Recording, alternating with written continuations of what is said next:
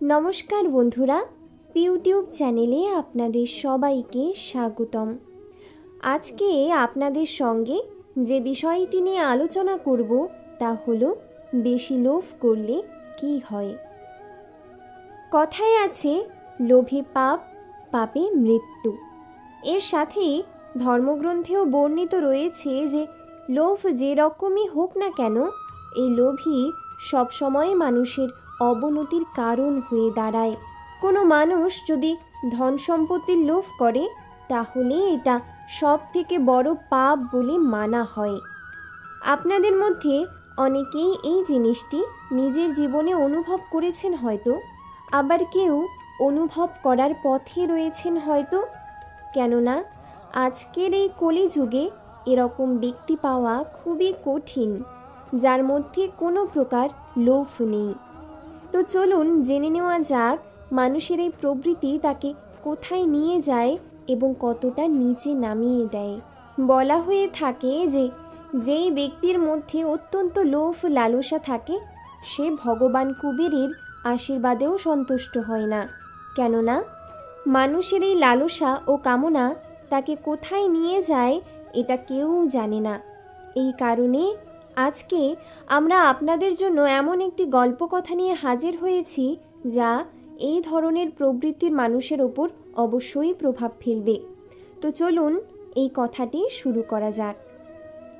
একদা এক রাজা ছিল যে সবসময় ভগবানের পূজা পাঠে এতটা পরিমাণে আনন্দিত থাকত যে সেই রাজা জঙ্গলে নিজের মন্দির বানিয়ে নিয়েছিল, যেখানে সকাল সন্ধ্যা নিয়মিতভাবে রাজা পূজা অর্চনা করত। একদিন ভগবান রাজার ভক্তিতে প্রসন্ন হয়ে তার সামনে এসে উপস্থিত হলেন। ভগবানের দর্শন পাওয়ার পর রাজা ধন্য হয়ে গেলেন। এরপর সেই রাজা ভগবানকে বলতে লাগলো, হে দেব, আমি কি আপনার থেকে কিছু চাইতে পারি?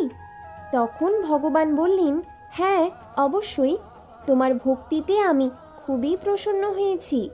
এই কারণে এখানে আমি তোমার ইচ্ছা পূরণ করতেই এসেছি। তখন ধর্ম আত্মা রাজা উত্তর দিল, হে দেব, আপনি তো আমাকে সব কিছুই দিয়ে দিয়েছেন। না আমার কোনো ধন সম্পত্তির অভাব রয়েছে, না আমি সন্তান সুখ থেকে বঞ্চিত, কিন্তু আমি আপনার কাছ থেকে নিজের প্রজাদের জন্য কিছু ইচ্ছা রাখতে চাই। হে দেব, কৃপা করে আপনি আমার সকল প্রজাদের একবার দর্শন দিয়ে তাদের জীবনও ধন্য করুন। ভগবান রাজার এই ইচ্ছাটি পূরণ করতে রাজি হয়ে গেলেন, কিন্তু ভগবান এই শর্তটি রাখল যে আমি এই স্থানে এই সময়েই দেখা দেব। যে আমার কাছে আসতে পারবে শুধুমাত্র সেই আমার দর্শন পাবে, বাকি কেউ পাবে না।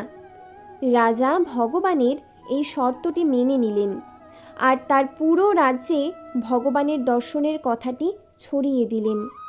পরের দিন রাজার রাজ্যের সকল জনগণ সকাল সকাল স্নান পর্ব সেরে নিয়ে হরির দর্শনের জন্য সঠিক সময়ে হরির ভজন গাইতে গাইতে সেই স্থানে যেতে থাকলো।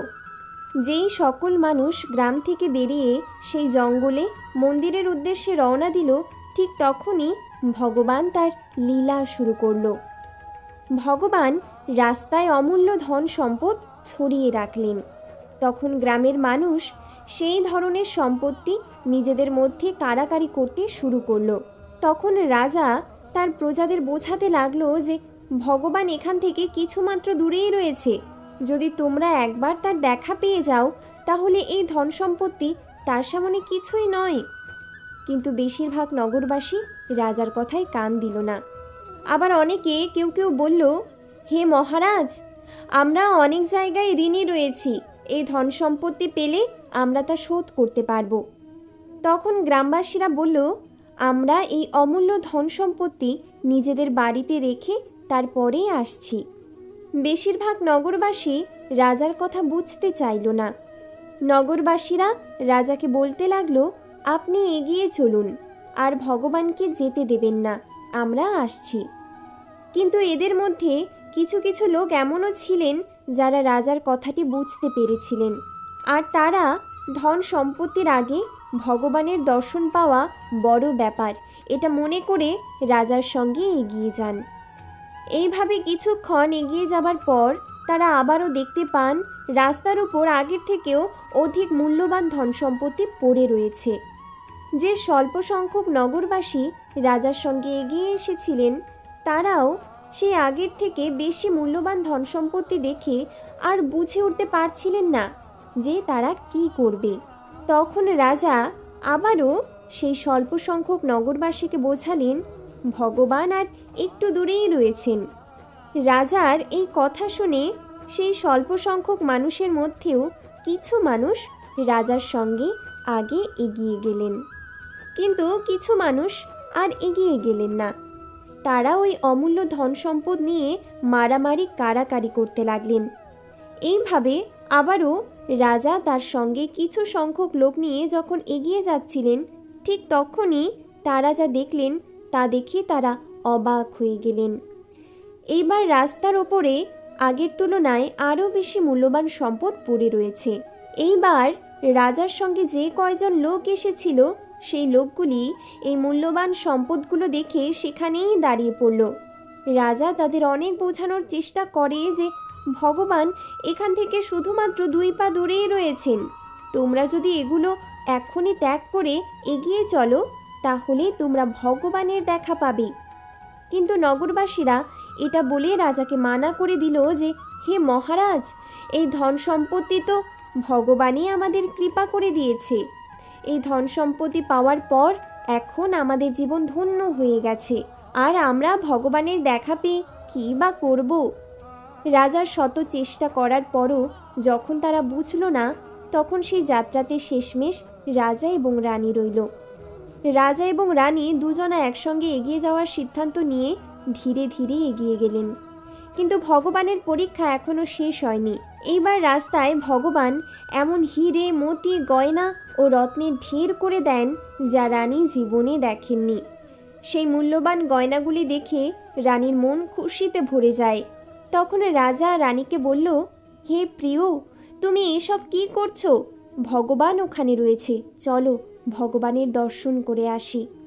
তখন রানী রাজাকে বলল, আমি এরকম মূল্যবান রত্ন ও গয়না কোনো দিনও দেখিনি, আমাকে এগুলি অর্জিত করতে দাও। ভগবানের দর্শন আমি অন্য কোনো সময় করে নেব।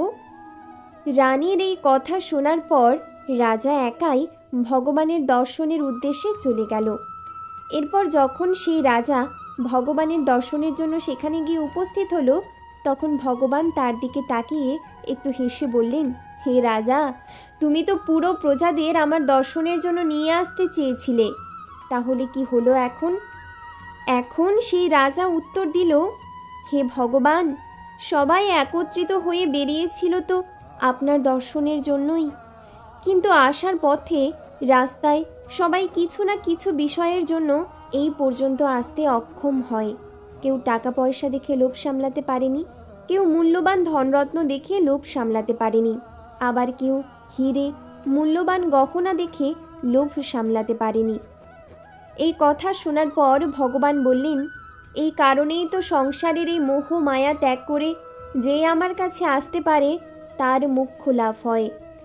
যেই মানুষের এই সকল বিষয়ের উপরে লোভ থেকে যায়, সেই মানুষটি হয়তো এই মৃত্যুলোকে তার সকল জিনিস পেয়ে সুখে থাকতে পারে, কিন্তু এই মৃত্যুলোকে মৃত্যুর পরে তার কাছে তার পাপ কর্মের ফল ভোগ করা ছাড়া আর কোনো উপায় থাকে না। এই জন্যই বলা হয়েছে যে যতই আপনি আপনার সম্পূর্ণ জীবন ধন সম্পত্তি অর্জন করেই কাটান না কেন, কিন্তু কখনো এর জন্য অন্য কারো খারাপ করতে যাবেন না, অথবা এই ধন সম্পত্তি অর্জন করতে গিয়ে কোনো খারাপ কর্ম করবেন না। আর আপনার কাছে যতই ধন থাকুক না কেন, এর জন্য কখনো মায়া মমতা ত্যাগ করে লোভের বশবর্তী হবেন না। সময় থাকতেই আমাদের প্রত্যেককে উচিত এই লোভ লালসা নিজের থেকে দূর করা।